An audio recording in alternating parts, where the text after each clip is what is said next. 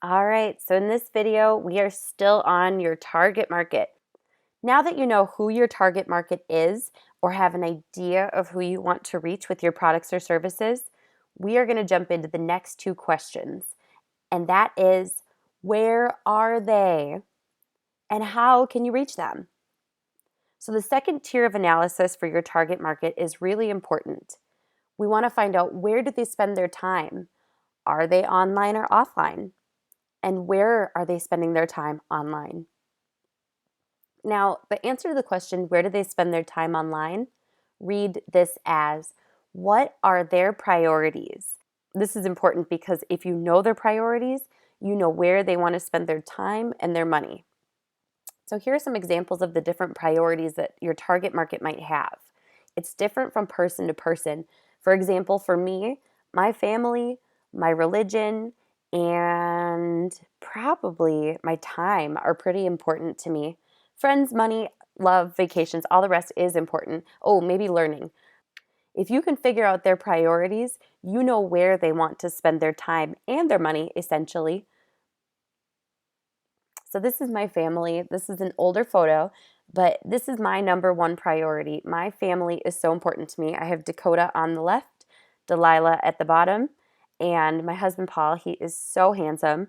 But the reason this is important is if you imagine your target market or your customer as an actual person, kind of get a snapshot into their life, it's easier to understand where they're spending their time. What are they doing? Are they spending time checking Facebook to keep up with their relatives? Are they on Twitter because they love following sports? Are you going to find them on Instagram because they're always looking for ideas? This is just kind of one of the ways that I like to figure out what my target market wants. So the question, are they online? I get this one all the time. Well, the answer is pretty simple. Around 40% of the world's population has an internet connection today, and it's only growing. So in short, the answer is yes. The chances are, in this day and age, they are online. You just have to figure out where they are. So where are they? Let's jump on into the different social media platforms and we'll discuss the major demographics and where you can find your target market. So let's jump on into Facebook. Facebook's major demographics, 66% of men in the world are on Facebook. 77% of the women in the world are on Facebook. And the largest age demographic is 18 to 29-year-olds. Now, here's the thing that's unique about Facebook. Almost everyone is on Facebook in some capacity. So the chances are your target market is on Facebook. You just have to reach them. Let's jump on over to Twitter. So Twitter's major demographics, it's almost a perfect split between the number of men and women. It's an interesting insight. And the largest markets to reach on Twitter are the ages 18 to 29 and 30 to 49. And the number of males on Twitter has grown year after year. A part of this is because of all of the sports and athletes that are giving real-time updates. So when guys are at work, they're able to check all of the sports stats. They're able to find out what trades are going on in real time. It definitely has a strong pull for males or for females who love sports. Twitter is great for reaching younger to mid-adult demographics. Instagram. I love you, Instagram. But seriously, Instagram boasts more women than men, and the numbers are not that drastically different, which is interesting. So that means that men and women are both looking for entertainment, education, information, or just images that appeal to their senses on Instagram.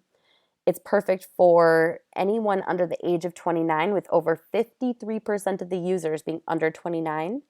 And it's ideal for suburban and urban areas. It's not as popular in the country or in farm areas. So Instagram is great for captivating younger audiences.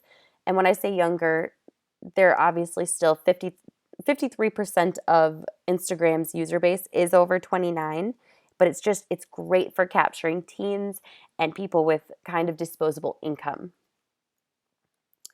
Snapchat. Snapchat is incredibly powerful for females. 70% females, just 30% male. That is crazy to me.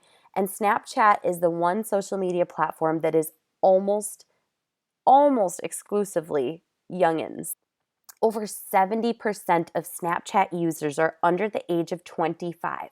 That is crazy. So if you are trying to reach kids who have an allowance or are in their first part-time job, Snapchat is going to be where you find them. Now, unfortunately, the average income of a Snapchat user is lower, but that's because they're a younger demographic. They just don't make as much money yet. The reason that might not be as bad as it sounds is because they have more expendable income. The chances are most Snapchat users don't have a mortgage and maybe don't pay their own cars or their own insurance.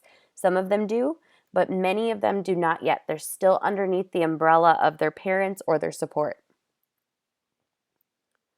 And Pinterest. Oh, every woman's favorite platform. I'm just kidding. But it's seriously such a fun platform. Pinterest has nearly 300% more females than males.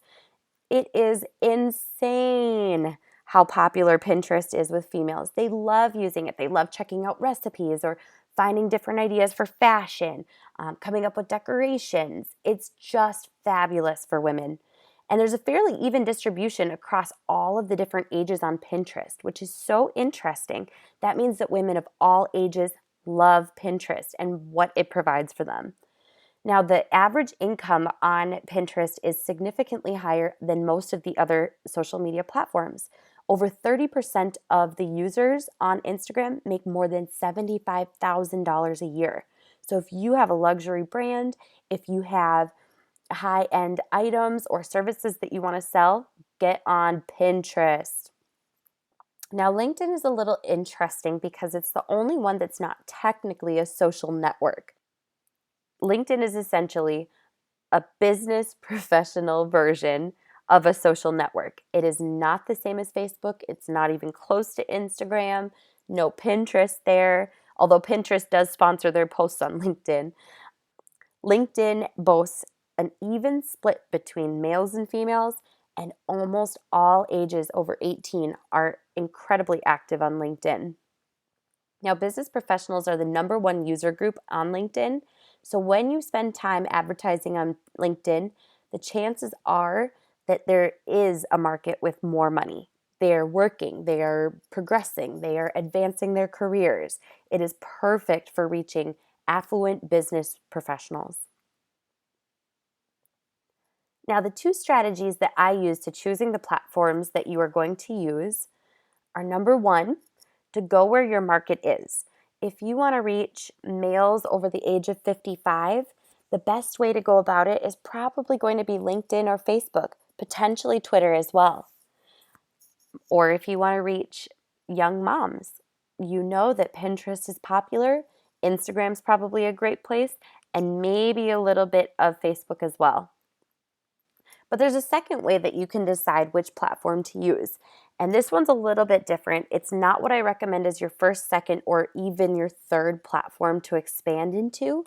And this is to reach your market where it isn't saturated. A while back, I heard a podcast with a guy who talked about how he found tremendous success from using Pinterest. He created just these rugged pins and turned it into something that guys could enjoy as well. Now, this isn't something that's necessarily easy to do, and I don't recommend it to begin with because it takes a high level of strategy to make sure you're reaching the people that others are not trying to reach currently. But it is a great technique as you expand into different social media platforms. All right, let's take action. You'll see that there's a printable worksheet, and I want you to jump on into it and take a look at which social media platforms you feel are the best for your business. Ready? Let's go.